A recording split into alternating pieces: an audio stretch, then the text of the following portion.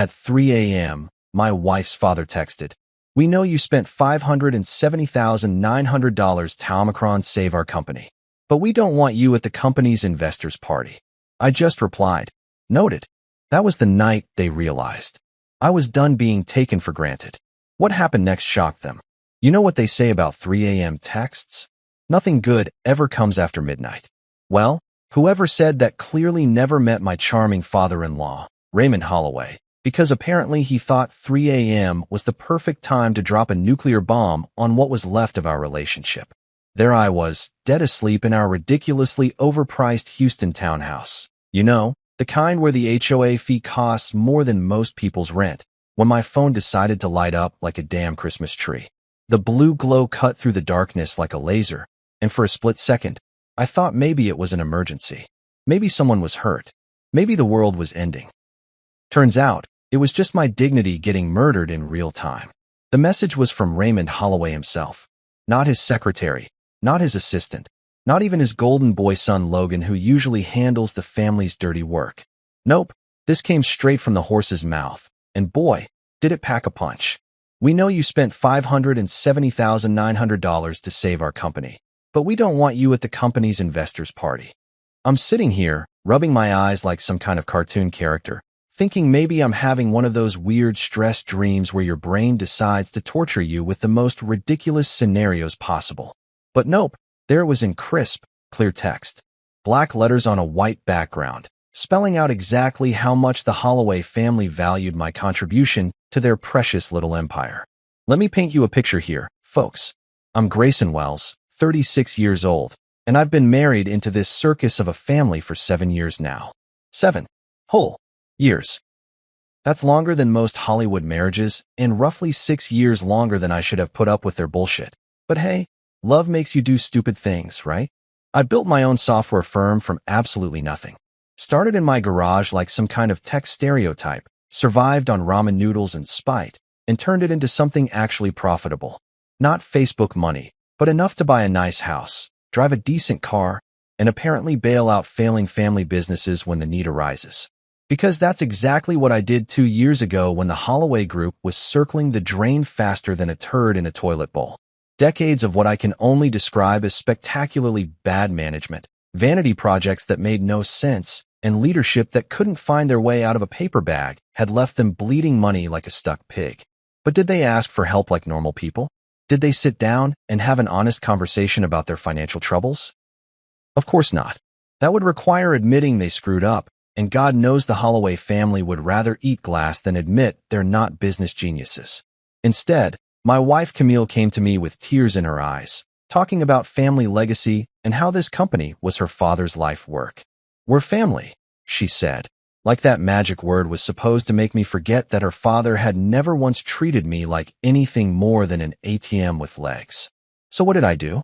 Like the absolute sucker I apparently am, I liquidated my second home, sold off stock, basically cleaned out my savings account, and handed over $570,900 of my hard-earned money to save their sorry asses. I even threw in my CFO, Marla Simmons, as a bonus to help restructure their finances because apparently I'm not just generous, I'm stupid generous. And for a brief, shining moment, I was their hero. They called me a savior. Raymond actually shook my hand and looked me in the eye when he thanked me.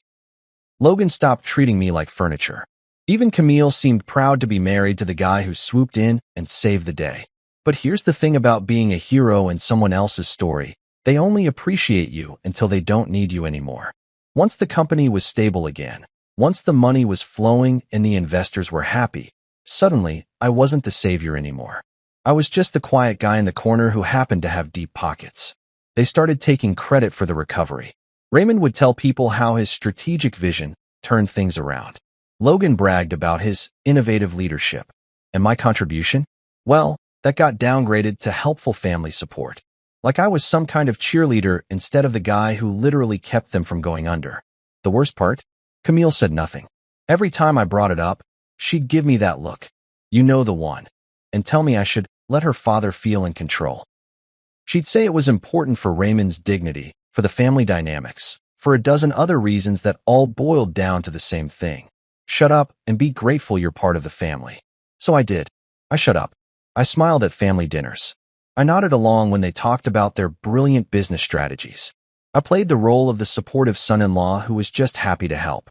Until 3 a.m. on a random Tuesday when Raymond decided to remind me exactly where I stood in the family hierarchy. I stared at that message for what felt like hours, but was probably only about 30 seconds. My brain was trying to process the sheer audacity of it all. Here was a man who owed me more than $500,000, whose company would be a smoking crater if not for my intervention, telling me I wasn't welcome at their celebration party. The investors' party. The big shindig where they were going to pat themselves on the back for their amazing turnaround. The event where they'd probably give speeches about family strength and business acumen, while conveniently forgetting to mention the guy who actually wrote the checks that made it all possible. I could have written a novel in response. I could have listed every way they disrespected me, every slight, every moment when they treated me like hired help instead of family. I could have reminded him that without my money, there wouldn't be a company to celebrate. Instead, I typed one word: noted. Because sometimes, when someone shows you exactly who they are, the best response is to simply acknowledge that you've received the message loud and clear. And that was the moment, sitting in my overpriced bedroom at 3 a.m., staring at the most disrespectful text I'd ever received, that they lost access to something far more valuable than my money. They lost access to me. Game over, Holloways. You just played yourselves. All right, let me rewind this disaster movie and give you the full backstory, because trust me, you're going to need context to understand just how spectacularly the Holloway family managed to screw themselves over. Picture this. 2 years ago, the Holloway Group was basically the Titanic after it kissed that iceberg. And I'm not talking about a little love tap. I'm talking full-on, women and children first, band playing while the ship goes down kind of sinking. Decades of what I can only describe as weapons-grade stupidity had turned what was once a decent mid-sized logistics company into a financial black hole that would have made Bernie Madoff proud. Now, you might be wondering how a company that had been around for 30 years could suddenly find itself circling the drain. Well, buckle up, Buttercup, because this is a masterclass in how to destroy a family business through sheer incompetence and ego. It all started with Raymond's brilliant idea to diversify about 5 years back. Instead of sticking to what they knew, which was moving stuff from point A to point B without losing it, he decided they needed to be innovators. Because apparently, every successful business needs to reinvent the wheel, even when their current wheel was working just fine. First, they dumped a fortune into some kind of revolutionary tracking software that was supposed to compete with the big boys. Spoiler alert, it didn't. The damn thing couldn't track a pizza delivery, let alone manage complex supply chains. But did Raymond pull the plug when it became obvious they were throwing good money after bad? Of course not. That would require admitting he made a mistake, and we all know how the Holloway family feels about that. Then came the real estate venture. Because nothing says logistics expertise like flipping houses, right? They bought up a bunch of properties during a market peak, convinced they were going to be the next real estate moguls. The market crashed 6 months later, and suddenly they were sitting on a portfolio of underwater investments that were bleeding money faster than a stuck pig. But wait, there's more. Logan, Raymond's pride and joy, decided the company needed to go green and invested in an electric vehicle fleet before the infrastructure was ready to support it. Brilliant move, kiddo. Nothing quite like having a bunch of expensive electric trucks sitting in your lot, because there aren't enough charging stations to make them practical for long-haul routes. By the time I got the full picture of their finances, I felt like I was looking at a train wreck in slow motion. Every quarter brought new losses. Every month revealed another brilliant investment that had gone sideways. They were burning through cash like it was going out of style, and their credit was so shot they couldn't get a loan to buy office supplies, let alone fund operations. That's when Camille came to me with those big, sad eyes and started talking about family legacy.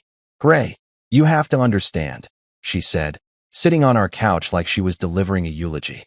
"This company isn't just a business to my father. It's his entire identity. It's what my grandfather built, what Dad grew, what Logan was supposed to inherit. If it fails..." She didn't finish the sentence, but I got the picture. In her mind, letting the Holloway Group die would be like killing the family patriarch. Never mind that Raymond had been slowly poisoning the company for years with his vanity projects and ego-driven decisions. We're family, she continued, and there it was, the magic word that was supposed to make me forget about logic and financial sense. Please, Gray. This company is their legacy. I can't watch it all fall apart. Now, here's where I should have put on my big boy pants and explained some basic facts about throwing good money after bad. I should have pointed out that sometimes businesses fail, and that's not necessarily a tragedy. It's just economics. I should have suggested that maybe, just maybe, the problem wasn't lack of capital, but fundamental management issues that no amount of money could fix. But did I do any of that? Hell no. Because apparently, when your wife looks at you with tears in her eyes and talks about family, all your business sense goes right out the window. So I became the cavalry. I sold my second home, a beautiful place in the mountains that I'd planned to retire to someday. Liquidated a chunk of my stock portfolio that had taken years to build.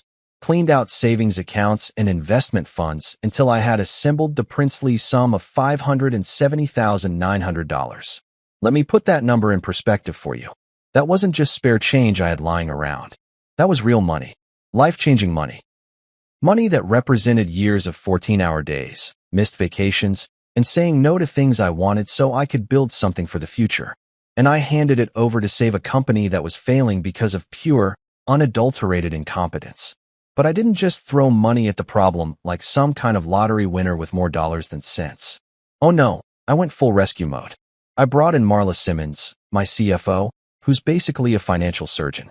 This woman can look at a balance sheet and spot problems like a hawk spotting a field mouse.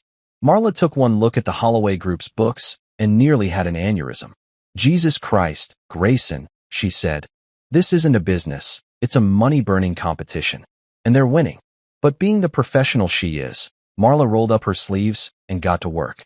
She restructured their debt, negotiated with creditors, streamlined operations, and basically performed financial CPR on a company that was flatlining. She eliminated the bleeding from their failed ventures, refocused them on their core business, and created a realistic path back to profitability. And you know what? It worked. Within 6 months, the Holloway Group was back in the black. Within a year, they were actually turning a decent profit. Investors who had written them off started returning calls. Suppliers who had put them on cash-only terms started extending credit again. I was a hero. For about 5 minutes. Raymond shook my hand and called me a savior. Logan actually looked me in the eye when he thanked me. Hell, they even threw a little celebration dinner where Raymond gave a speech about how family always comes through in the end. But here's the thing about being the hero in someone else's story. Your starring role is usually pretty short-lived. Once the company was stable, once the money was flowing again, something funny happened. Suddenly, Raymond started talking about his strategic vision that had guided the turnaround. Logan began taking credit for the innovative restructuring that had saved the day. And my contribution? Well, that got downgraded to generous family support. It was like watching someone else take credit for a movie you wrote, directed, and financed. Except instead of getting upset about it, everyone expected me to smile and nod and be grateful I was allowed to participate. The worst part wasn't Raymond's ego or Logan's arrogance. The worst part was Camille. Every time I brought up how they were rewriting history, she'd give me that look. You know, the one that says, don't be difficult, and explain why I needed to let her father feel in control. It's important for Dad's dignity, she'd say. You know how proud he is. Just let him have this. Just let him have this. Like my $500,000 in months of work were just a participation trophy I should be happy to hand over. So I did what any reasonable person would do in that situation. I shut up. I played along. I smiled at family dinners while they talked about their brilliant business strategies. I nodded when they explained their amazing turnaround to friends and colleagues. I was the silent partner who had provided the cash and expertise to save their asses, and in return, I got to watch them take all the credit. Until that 3 a.m. text message reminded me exactly what my silence had bought me. Absolutely nothing. So here's where this whole clusterfuck really gets interesting, folks. The investors' party. Oh, excuse me, the celebration of excellence, as they called it on the fancy invitations, was supposed to be the crowning achievement of the Holloway Group's miraculous turnaround. And by miraculous, I mean the turnaround that happened because yours truly opened his wallet and saved their sorry asses from bankruptcy. Picture the most over-the-top, ego-stroking corporate circle jerk you can imagine, then multiply that by about 10. The Holloways had rented out the Skyview Ballroom, which, if you're not familiar with Houston's social scene, is basically where rich people go to remind each other how rich they are. We're talking about a venue that charges more for one night than most people make in 6 months. The guest list read like a who's who of Texas money and power. Politicians who probably couldn't find their own asses with both hands and a GPS, but who somehow managed to find their way to every major fundraiser in the state. Local billionaires who made their fortunes in oil and real estate, and now spent their time collecting art they didn't understand and wives they couldn't satisfy. B-list celebrities who were famous for being famous, the kind of people who show up to grocery store openings if there's a red carpet involved. And then there were the serious players, the investors, the business leaders, the people who could make or break companies with a single phone call. These were the folks Raymond was really trying to impress, the ones who could open doors and write checks and make the Holloway Group feel like they belonged at the big kids' table. It was going to be a night of champagne fountains and photo ops, of speeches about family values and business excellence, of handshakes and backslaps, and all the performative bullshit that passes for networking in corporate America. The kind of event where everyone pretends to be friends while quietly calculating how they can use each other. And guess whose name wasn't on the guest list? If you guessed Grayson Wells, the guy who literally saved the company from financial ruin, then congratulations, you win the prize for understanding just how fucked up this family really is. I found out about my exclusion in the most casual way possible, which somehow made it even more insulting. I was sitting at the kitchen table, drinking my morning coffee and scrolling through emails, when I came across the digital invitation that had been forwarded to me by mistake. Some assistant somewhere had screwed up and included me on a mass email about final preparations for the event. There it was, in beautiful script font, an evening of celebration, honoring the leadership and vision that transformed the Holloway Group. Below that was a list of confirmed attendees, organized by importance. Politicians at the top, major investors in the middle, family and key employees at the bottom. I scrolled through the whole damn thing twice, thinking maybe I'd missed my name somehow. Nope, not there, not anywhere. It was like I didn't exist, like the guy who had provided the financial lifeline that made this celebration possible was just some random stranger who had wandered into their story by accident. When I showed the list to Camille, she barely looked up from her phone. "Oh, that," she said, like we were talking about what to have for lunch. "It's just a formal event, Gray. Dad thinks it would look better if it's all Holloways. Just a formal event. Like it was some random Tuesday night dinner at Applebee's instead of the biggest celebration in the company's recent history." "After I saved your company?" I asked, and I could hear the edge in my own voice. "After I handed over more than $500,000 to keep you people from going under?" She finally looked up, and I could see that familiar expression creeping across her face. The one that said I was being unreasonable, that I was making a big deal out of nothing, that I should just smile and go along with whatever her family wanted. "It's not about what you did," she said, and Jesus Christ, the casual way she dismissed my contribution was like a slap in the face. "It's about optics. Dad wants this to be about the family's resilience, their ability to overcome challenges. Having you there would complicate the narrative. Complicate the narrative. Like my money and my effort and my expertise were just inconvenient plot holes in the story they wanted to tell about themselves. So what am I supposed to be?" I asked. "The anonymous benefactor? The guy who helped but doesn't get to take a bow?" She shrugged. Actually shrugged, like we were discussing the weather. "You know how Dad is about his pride. This is important to him." His pride. His fucking pride. The same pride that had nearly destroyed the company in the first place. The same pride that had prevented him from asking for help until it was almost too late. The same pride that apparently couldn't handle acknowledging that an outsider had saved his ass. That's when it really hit me, sitting there in my own kitchen, looking at my own wife dismissing my feelings like they were an inconvenience. They hadn't just taken my money. They had taken my name off their story. They had written me out of their narrative like I was some kind of embarrassing footnote that needed to be hidden away. In their version of events, the Holloway family had faced adversity and triumphed through their own strength and wisdom. Raymond's leadership had guided them through the storm. Logan's innovation had found new solutions. The family's unity had carried them through the dark times. And me? I was just some generous outsider who had happened to be around when they needed a loan. Not family, despite 7 years of marriage. Not a partner, despite my investment. Not even a friend worth inviting to the party. I was the hired help who had done his job and could now be quietly forgotten. The more I thought about it, the angrier I got. These people had convinced me to liquidate my assets to save their company. They had accepted my money, my expertise, my CFO's time and effort. They had shaken my hand and called me a savior when they needed me.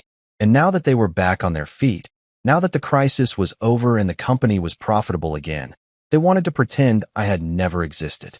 They wanted to celebrate their success without the inconvenient reminder that their success had been bought and paid for by someone who wasn't even good enough to get an invitation to the party. That night, I sat in my office and really looked at what I had become. I was the silent partner who stayed silent. The supportive husband who supported whatever his wife's family wanted. The generous benefactor who was expected to be generous without expecting anything in return. Not money, not credit, not even basic fucking respect. I had spent 7 years playing the role of the grateful outsider who was just happy to be included in the Holloway family drama. I had bitten my tongue when Raymond took credit for my ideas. I had smiled when Logan dismissed my suggestions. I had nodded along when they rewrote history to make themselves the heroes of their own story. And this was what it had bought me. A front row seat to watch them celebrate a success that wouldn't have been possible without me, while being told I wasn't important enough to attend the celebration. That's when I made a call to Marla. Because if the Holloway family thought they could just erase me from their story, they were about to learn a very expensive lesson about the difference between being forgotten and being dismissed. I want you to prepare everything, I told her. Everything? She asked, and I could hear the concern in her voice. Yes, I said, staring at that guest list with my name conspicuously absent. Let's remind them whose money bought their spotlight. Time to crash their party in the most spectacular way possible. You know what they say about keeping receipts? Well, turns out I'm basically the fucking Library of Congress when it comes to documentation. See, while the Holloway family was busy rewriting history and patting themselves on the back, I had been quietly doing what any smart businessman does, covering my ass with paper trails that would make the IRS weep with joy. For months, I had been collecting proof like some kind of obsessive-compulsive detective. Not because I was planning some elaborate revenge scheme from the beginning. I'm not that smart or that vindictive. No, I was just being careful because something about the whole situation had always felt off to me. Call it intuition, call it paranoia, call it the wisdom that comes from dealing with people who think they're smarter than they actually are. Every document, every email, every contract, every bank transfer, I had copies of everything. While Raymond and Logan were busy taking credit for the turnaround, I was busy making sure there was an undeniable record of exactly what had happened and who had done what. The wire transfer records were particularly beautiful in their simplicity. Black and white proof that on March 15, 2023, Grayson Wells had transferred $570,900 from his personal accounts to Holloway Group LLC. Not a loan, not an investment with specific terms, but a straight-up cash infusion to keep them from going under. The memo line on the transfer? Emergency operational funding. Emergency.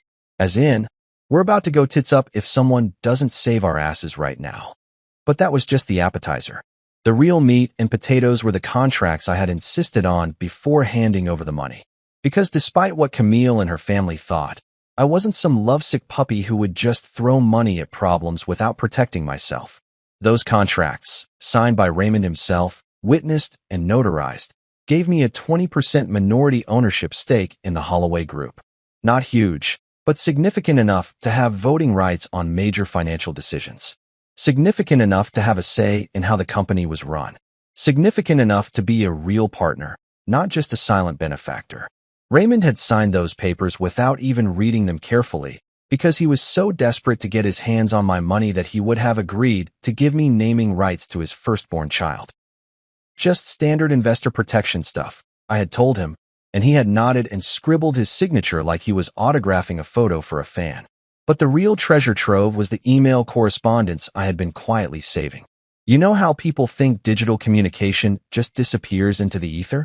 Well, guess what? It doesn't. Every snarky comment, every dismissive remark, every moment of casual disrespect had been preserved for posterity in my carefully organized email folders. There was Logan's email to his father from last month. Gray's getting a little too comfortable thinking he has a say in company decisions.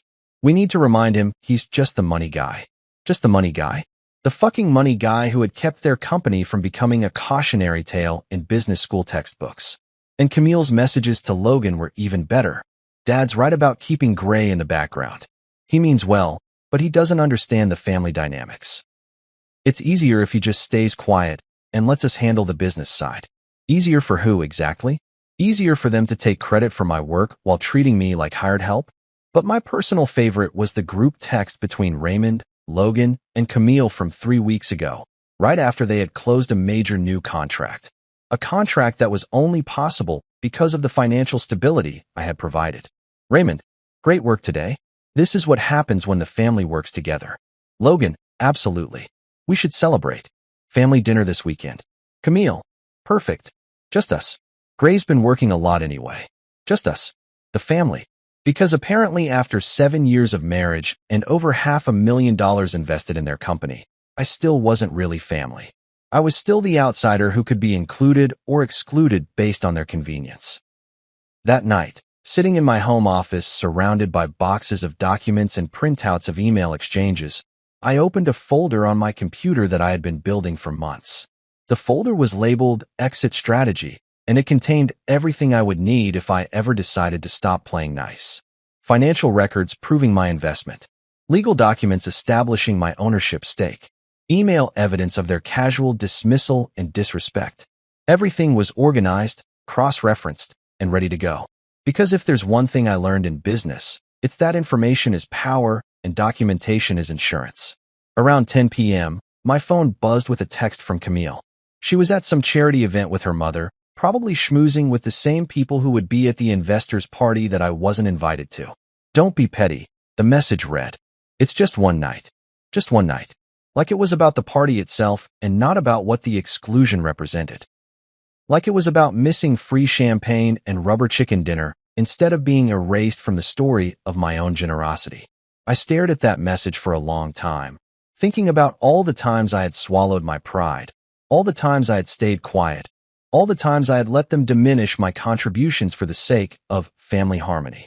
I thought about every "don't be difficult" and every "let dad feel in control," and every time I had been asked to make myself smaller so they could feel bigger. I didn't respond to her text. Instead, I closed the laptop and walked upstairs to our bedroom. I pulled out a suitcase, not a small overnight bag, but a real suitcase, the kind you use for extended trips. Because if the Holloway family thought they could just pretend I didn't exist, they were about to learn a very expensive lesson about the difference between being ignored and being gone. I wasn't planning to destroy them. I'm not a vindictive person by nature, and despite everything, I didn't want to see Camille's family business burn to the ground. But I was done being the silent partner. I was done being the grateful outsider. I was done letting them treat me like an inconvenience while they lived off the money I had provided. They wanted to celebrate their success without acknowledging my contribution? Fine. They could see how well they celebrated when I took my contribution and walked away. The contracts gave me rights they had forgotten about. The documentation proved claims they thought they could deny. And the legal system, for all its flaws, tends to side with the guy who has all the paperwork in order. As I started packing, I felt something I hadn't felt in months, a sense of control. For too long, I had been reacting to their decisions, accommodating their wishes, adjusting my expectations to match their comfort level. But they had made one critical mistake. They had assumed that my silence meant I was powerless. They had confused my patience with weakness, my generosity with stupidity. Tomorrow, they would learn the difference. The thread was about to be pulled, and their carefully constructed narrative was about to unravel in spectacular fashion. Picture this. The Skyview Ballroom is absolutely fucking spectacular. We're talking about a venue that looks like it was designed by someone who thought Versailles needed more bling. Crystal chandeliers the size of small cars hanging from a ceiling painted with some kind of Renaissance knockoff that probably cost more than most people's houses. Gold accents everywhere you look, because apparently subtlety is for poor people. The champagne fountains, plural, because one wasn't ostentatious enough, were flowing like the goddamn Niagara Falls. We're talking Dom Perignon, not some grocery store swill, because when you're celebrating your miraculous business turnaround, funded by someone you didn't invite, you go all out.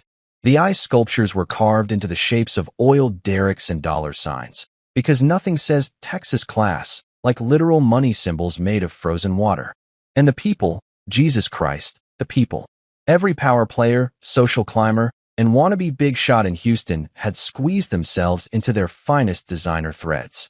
The women were dripping in jewelry that could fund small countries. The men were wearing watches that cost more than luxury cars, and everyone was air-kissing and fake-laughing like their lives depended on it.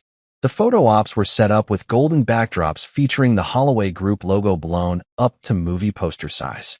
Professional photographers were capturing every handshake, every smile, every moment that could be used later for marketing materials and social media posts. Because if you didn't Instagram your success, did it really happen? Raymond was in his element, holding court like some kind of business royalty. He'd traded his usual rumpled suit for a custom tuxedo that probably cost more than most people's monthly salary. His silver hair was perfectly styled, his smile was practiced and confident, and he was working the room like a politician running for office. Every few minutes, someone would approach him to offer congratulations, and he'd launch into his rehearsed speech about family values and strategic vision and weathering the storm through determination and leadership. Logan was right there beside him, playing the part of the heir apparent. Kid was practically glowing with pride, shaking hands, and accepting compliments like he had personally saved the company through his brilliant business acumen. He kept talking about innovative restructuring and forward-thinking strategies, using all the buzzwords he'd probably learned from whatever business podcast he listened to while pretending to work. And Camille? She looked absolutely stunning in a dress that probably cost more than my first car, playing the perfect daughter and supporting the family narrative with every gracious smile and humble nod. When people asked about the turnaround, she'd get this look of proud admiration and talk about how her father and brother had always found a way to overcome challenges. The whole thing was like watching a perfectly choreographed performance. Everyone knew their roles, everyone hit their marks, and everyone was committed to selling the story of the Holloway family's triumphant comeback through their own grit and determination. There was just one tiny problem with their beautiful narrative. The guy who had actually made it all possible wasn't there to enjoy the show. I wasn't at the party, folks. While they were toasting their success with champagne that cost more per bottle than most people spend on groceries in a month, I was 30,000 feet in the air, flying first class to Portugal and sipping airline coffee that tasted like it had been filtered through gym socks. But just because I wasn't there doesn't mean I wasn't represented. See, I had sent someone in my place. Someone who didn't give a shit about family dynamics or social niceties or maintaining the carefully constructed fiction that the Holloway family had saved themselves. Her name was Sienna Rodriguez, and she was my attorney. Not just any attorney. We're talking about a legal shark who could smell bullshit from 3 counties away and had a reputation for eating corporate executives for breakfast. She specialized in business law, contract disputes, and generally making rich people very uncomfortable when they tried to screw over the people who had helped them. Sienna showed up to that party dressed to kill in a tailored black suit that screamed, "I'm here on business, and your business is about to become my business." She walked into that golden palace of self-congratulation like she owned the place, carrying a leather briefcase that contained enough legal firepower to level a small city. The timing was absolutely perfect. At exactly 8:15 p.m., right when the party was hitting its stride and everyone was sufficiently lubricated with expensive champagne, right before Logan was scheduled to take the stage to give his big speech about family strength and overcoming adversity, Sienna made her entrance. She walked straight through that crowd of Texas elite like Moses parting the Red Sea. People instinctively moved out of her way, sensing that this was not someone you wanted to accidentally bump into while holding a champagne flute. She had that aura that lawyers develop after years of practice, the kind of presence that makes guilty people start sweating even when they don't know what they're guilty of. And then, in front of God and everyone who mattered in Houston society, she started handing out legal envelopes like she was delivering Christmas presents. Except these weren't the kind of presents anyone wanted to receive. The first envelope went to Raymond, who was in the middle of explaining to some oil executive how his strategic leadership had turned the company around. Sienna walked right up to him, interrupted his conversation, and placed the envelope directly in his hands with a smile that could have frozen hellfire. "Mr. Holloway," she said in a voice that carried just far enough for nearby guests to hear, "you've been served." The second envelope went to Logan, who was posing for photos with some local politicians. Sienna tapped him on the shoulder, waited for him to turn around, and handed him his package with the same professional courtesy you'd use to deliver a pizza.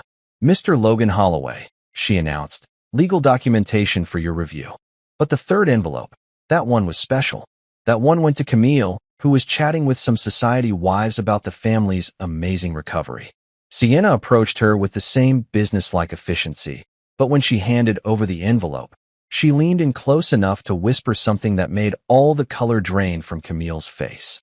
The crowd watched in stunned silence as the three most important members of the Holloway family stood there holding legal documents, their confident smiles replaced by expressions of growing horror as they realized what they were looking at.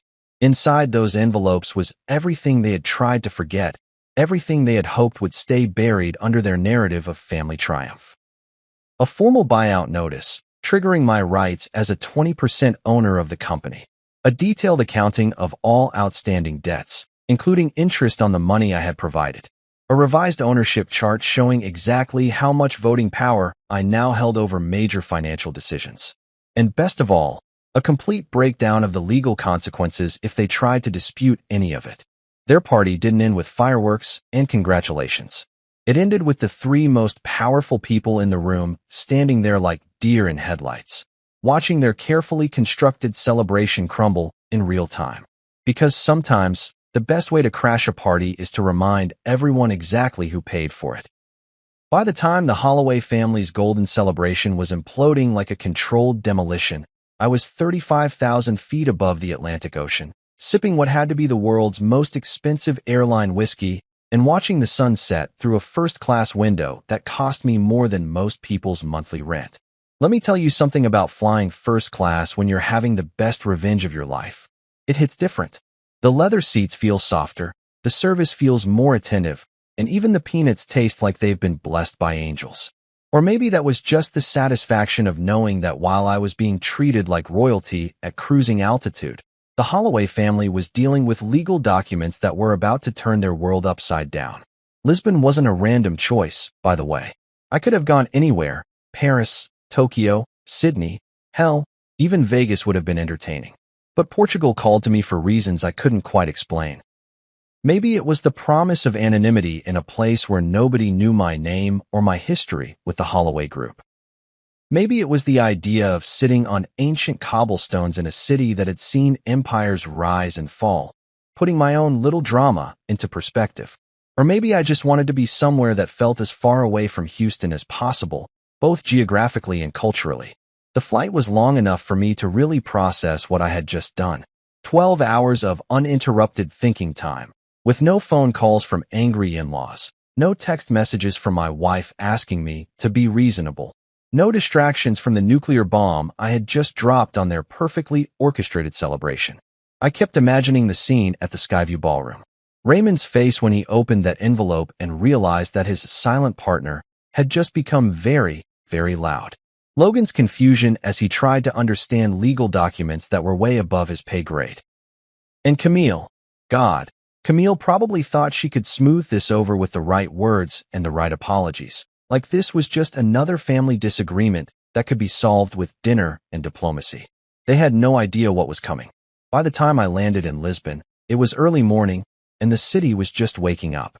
I took a taxi from the airport through streets that looked like they had been designed by someone who understood that beauty didn't have to be ostentatious. No golden chandeliers or marble columns, just elegant simplicity that had been refined over centuries. My hotel was in the Chiato district, one of those boutique places that probably cost a fortune but felt more like staying in a wealthy friend's guest room than a commercial establishment.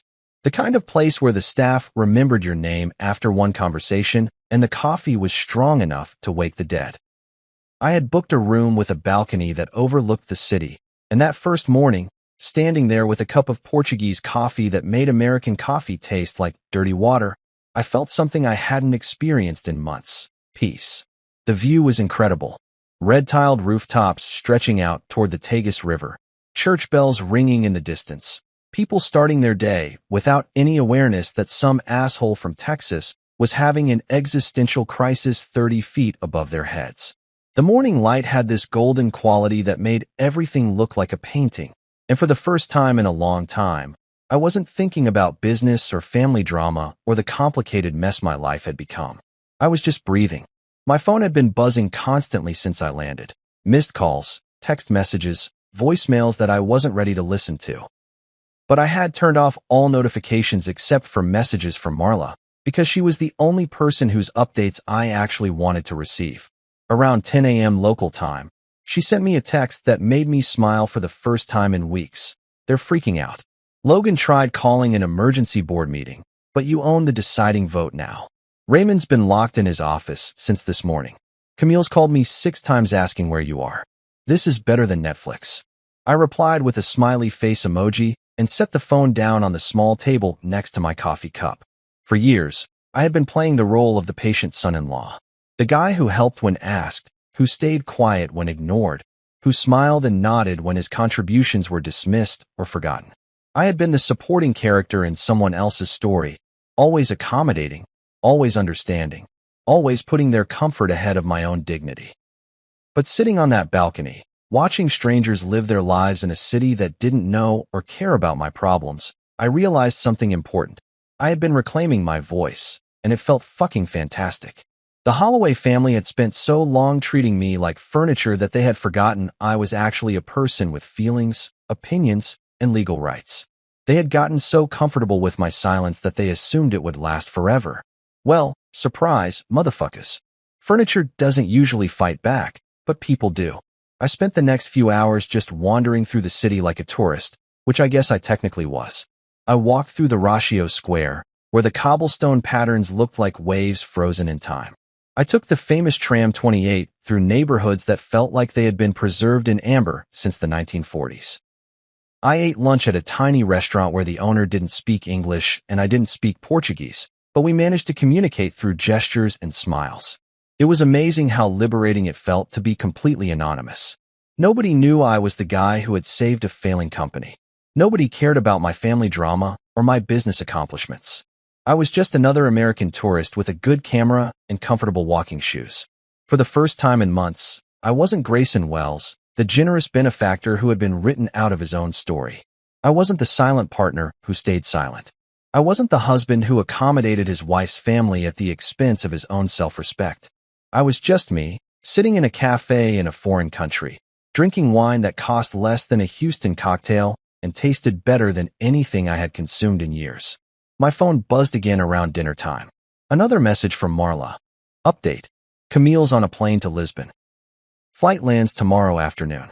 She's apparently coming to fix this. Thought you should know.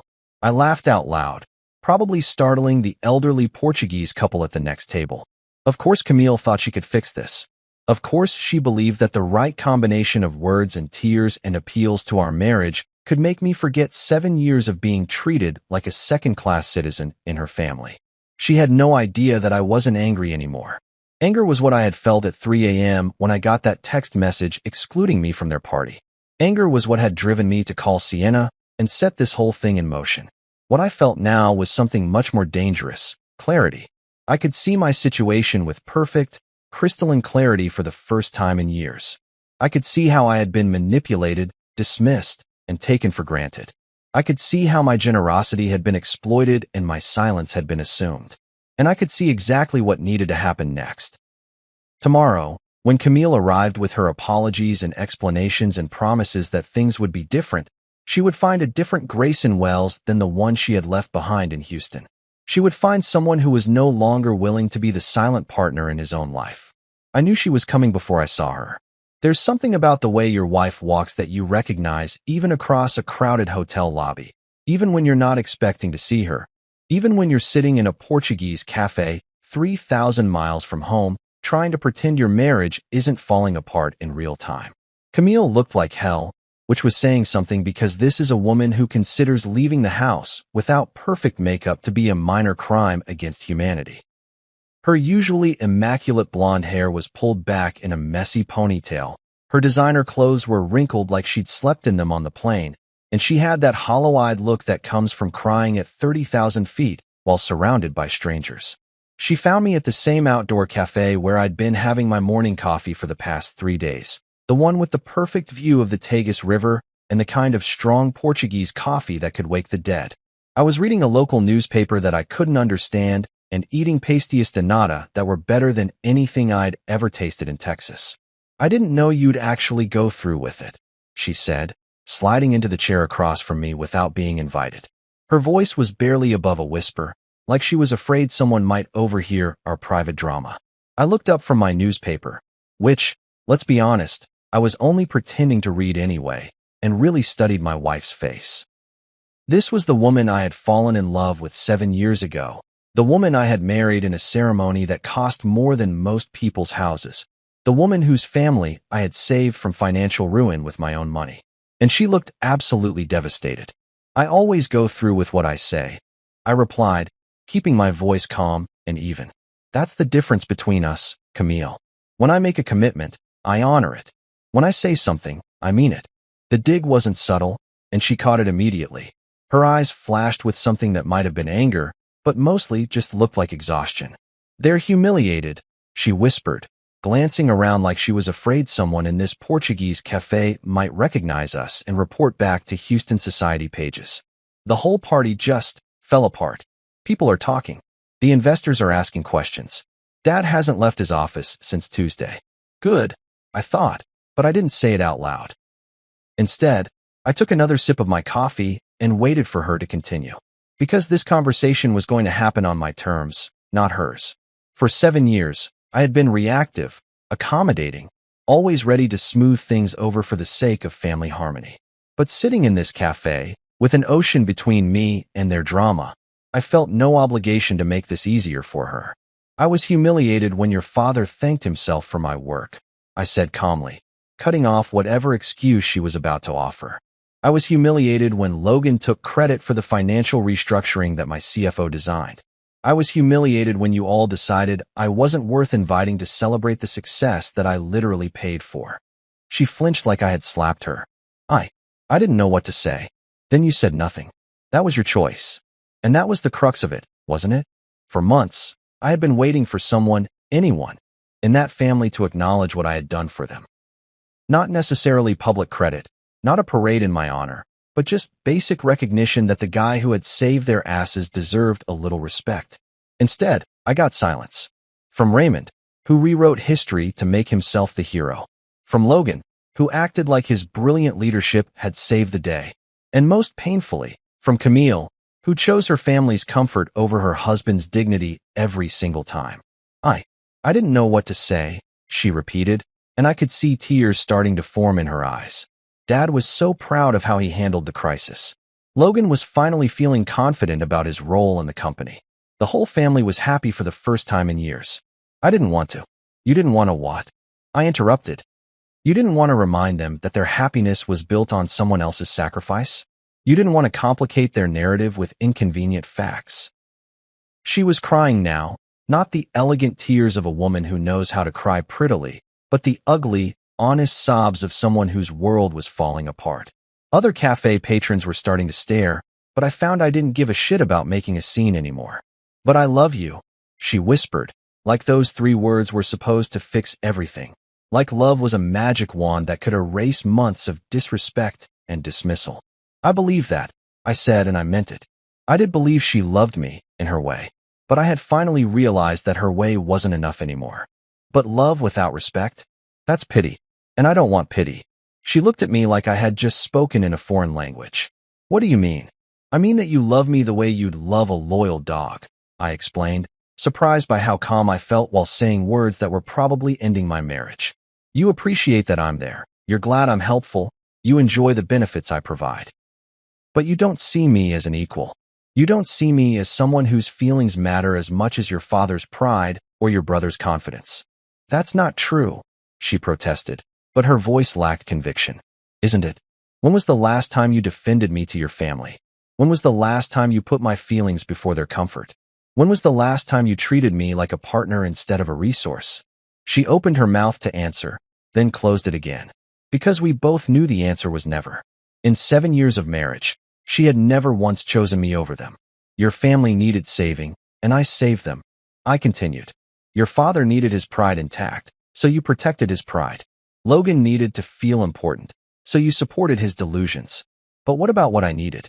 What about my need to be respected by the people I had helped? What about my need to be treated like family instead of like hired help? We do treat you like family, she said weakly. No, you don't. You treat me like a generous outsider who should be grateful for the privilege of helping you. You treat me like someone whose contributions don't really count because I'm not a real Holloway. She was sobbing now, the kind of crying that makes your whole body shake. Is there still a way forward? She asked between gasps. I looked at this woman I had loved for 7 years, this woman whose family I had saved, this woman who had just asked if our marriage could survive her choosing them over me for the 1000th time. There might be, I told her, because despite everything, I wasn't ready to give up completely. But it won't be on their terms anymore. What does that mean? It means that if you want this to work, you're going to have to choose. Really choose.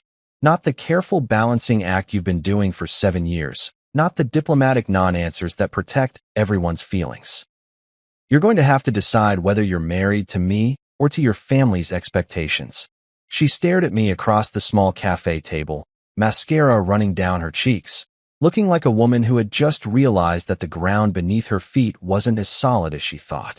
And if I choose wrong, she whispered, then you'll find out what life looks like without the safety net I've been providing, I said. Because I'm done being taken for granted. I'm done being the silent partner. I'm done pretending that love is enough when it comes without respect. For the first time in our relationship, Camille was seeing the real cost of her choices. And judging by the look on her face, she was finally starting to understand that some prices are too high to pay. Logan resigned 2 weeks later like a coward abandoning a sinking ship. Turns out when you can't take credit for other people's work anymore, actually running a business becomes pretty fucking difficult. Who would have thought? The resignation email was a masterpiece of corporate bullshit. Something about pursuing new opportunities and strategic career transitions. Translation. He finally realized he was in way over his head and decided to bail before I could expose just how incompetent he really was. But Logan jumping ship was just the appetizer. The main course was watching their biggest investor, Mr. Farley, back out faster than a teenager on prom night. Apparently, when you discover that a company's miraculous turnaround was actually funded by some guy they didn't even invite to their celebration party, it raises what we in the business world call red flags. Farley's withdrawal wasn't quiet either. He made sure everyone in their investor circle knew exactly why he was pulling his money. Nothing kills business confidence quite like the story of ungrateful assholes biting the hand that literally fed them. Raymond's health started declining from stress, which honestly wasn't surprising. The man had spent decades believing his own hype, and reality has a way of hitting people like a freight train when they least expect it. Camille called again, her voice shaky. My family is falling apart. They did it to themselves, I told her matter-of-factly. And you helped. But I love you, she whispered, like love was some kind of magic spell that could undo months of disrespect. I believe that, I said. But love without respect? That's pity. And I don't want pity. She asked if there was still a way forward, her voice barely audible. There might be, I told her, watching the Lisbon sunset from my hotel balcony. But it won't be on their terms anymore. The Holloway empire was crumbling, and for the first time in years, I felt absolutely no obligation to help them pick up the pieces. Back in Houston, I scheduled a meeting at my firm because if we were going to have this conversation, it was happening on my turf for once. My office, my rules, my terms. Camille arrived first, looking like she hadn't slept in days. Good. Maybe sleepless nights would give her some perspective on what respect actually meant. Then came Raymond, thinner, quieter, looking like a man who'd finally realized that pride doesn't pay the bills. The mighty patriarch reduced to showing up hat in hand at his son-in-law's office. How the mighty had fallen. Logan never showed. Probably still pursuing new opportunities somewhere far away from the mess he'd helped create. I handed them 3 options, printed out in black and white, because I was done with verbal agreements and family promises that meant nothing. Option 1. They buy me out, fully and fairly. Clean break. No hard feelings. We all go our separate ways. Option 2. We restructure. I stay, but with complete oversight and veto power over major decisions. No more family meetings I'm not invited to. No more credit taking for my work. Option 3. I walk and take my influence, my tech network, and my clients with me. Let's see how well they do when I'm actually gone instead of just ignored. Raymond looked at me with something that might have been respect for the first time in 7 years. I thought you were just the quiet guy with the checkbook. No, I said, leaning back in my chair like the boss I'd always been but they'd never acknowledged. I'm the man who kept you afloat while you all danced on the deck. The silence stretched between us like a chasm. For once, they were the ones waiting for my decision instead of the other way around. Finally, Raymond spoke. We choose option 2. Smart man. Too bad it took losing everything for him to figure that out. They chose option 2, which honestly was the smartest decision the Holloway family had made in years. Not that they had much choice, considering their alternatives were bankruptcy or complete humiliation. But hey, I'll give credit where credit is due. The restructuring wasn't pretty. Raymond retired 6 months later, not in some grand ceremony with golden handshakes and speeches about legacy, but quietly, like a man who finally understood that his time was over. He moved to a smaller house, sold the yacht he could never really afford, and started spending his days playing golf with other former executives who'd learned the hard way that pride doesn't pay for retirement. Logan? That little shit moved to Miami faster than you could say nepotism, probably telling people at South Beach bars about how he used to run a major logistics company before deciding to explore other opportunities. Translation: he ran away before anyone could figure out just how useless he really was. Last I heard, he was trying to become some kind of social media influencer, which is perfect because it's the only job where being completely out of touch with reality is actually an asset.